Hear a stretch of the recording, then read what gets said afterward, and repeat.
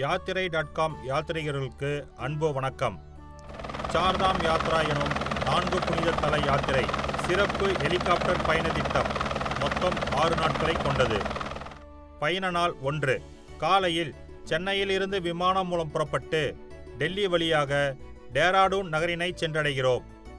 டேராடூன் விமான நிலையத்தில் எங்களின் சிறப்பு கைடை சந்தித்து அவரின் வழிகாட்டுதல் படி அருகில் உள்ள நட்சத்திர ஓட்டலில் இரவு தங்குகிறோம். பயண நாள் 2 காலையில் டேராடூன் விமான நிலையத்தில் இருந்து 6 பேர் வரை அமர்ந்து பயணம் செய்யக்கூடிய சார்ட்டர்ட் ஹெலிகாப்டர் மூலம் புறப்பட்டு 35 நிமிடம் பயணம் செய்து யமுனோத்திரியின் அடிவார பகுதியான கர்சாலியை சென்றடைகிறோம். கர்சாலி ஹெலிபேட் தளத்தில் இருந்து பல்லக்கம் மூலம் 5 கிலோமீட்டர் பயணம் செய்து யமுனோத்ரி ஆலயத்தை சென்றடைகிறோம். இங்குதான் யமுனை ஆறு யமுனோத்ரி பனி பிரதேசத்தில் உற்பத்தியாகி பூமியை வந்தடையும் இடமாகும்.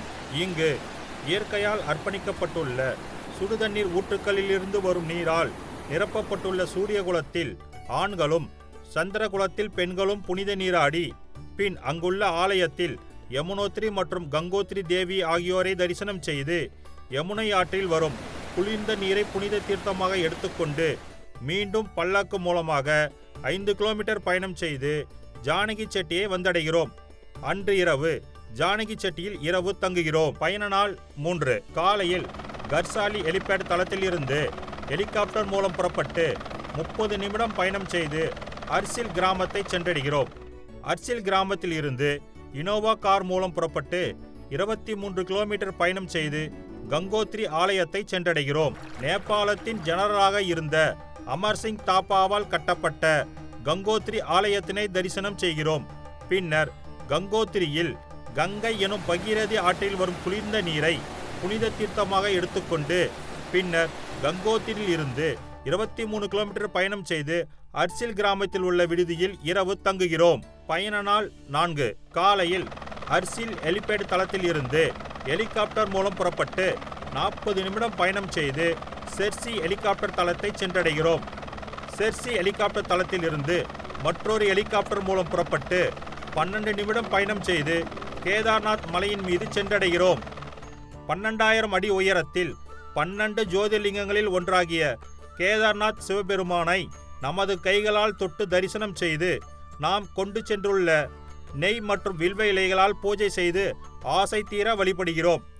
தரிசனம் செய்த பின் கேதார்நாத் ஹெலிகாப்டர் தளத்தில் இருந்து புறப்பட்டு 12 நிமிடம் பயணம் செய்து செர்சி ஹெலிகாப்டர் தளத்தை வந்தடைகிறோம்.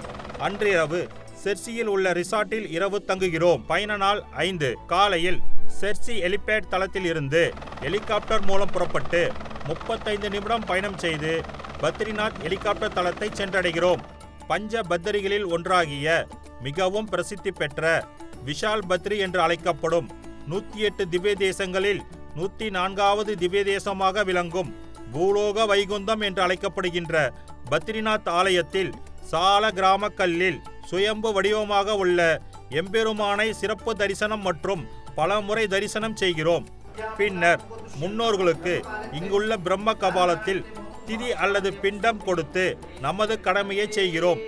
அன்று மாலையில் பத்ரிநாத்தில் இருந்து கார் மூலம் புறப்பட்டு 5 கிலோமீட்டர் பயணம் செய்து இந்தியாவின் கடைசி கிராமமாகிய மானா கிராமத்தினை சென்றடைகிறோம்.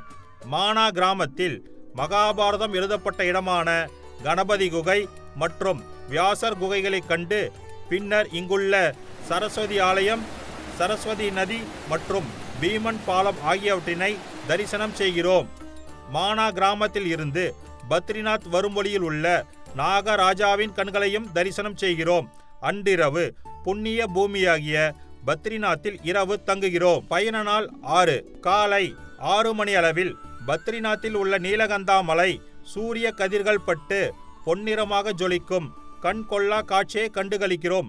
பின்னர் பத்ரிநாத் ஹெலிபேட் தளத்தில் இருந்து ஹெலிகாப்டர் மூலம் புறப்பட்டு டேராடூன் செல்லும் வழியில் சீக்கியர்களின் புனித தலமான ஹேம்குண்ட் சாஹிப் குருத்வாராவை வான்வழியாக தரிசனம் செய்கிறோம். மேலும் 45 நிமிடம் பயணம் செய்து டேராடூன் விமான நிலையத்தை வந்தடைகிறோம். டேராடூன் விமான நிலையத்தில் சார்தாம் யாத்திரையை சிறப்பாக முடித்ததற்கான சார்தாம் யாத்திரை நிறைவுச் சான்றிதழை பெற்ற பின் டேராடூன் விமான நிலையத்தில் இருந்து விமானம் மூலம் டெல்லி வழியாக சென்னையை வந்தடைந்து யமுனோத்ரி, கங்கோத்ரி, கேதார்நாத், பத்ரிநாத் ஆகிய ஆலயங்களை தரிசனம் செய்த இனிய பயண நினைவுகளுடன் அவரவர் இல்லங்களுக்கு புறப்படுகிறோம்.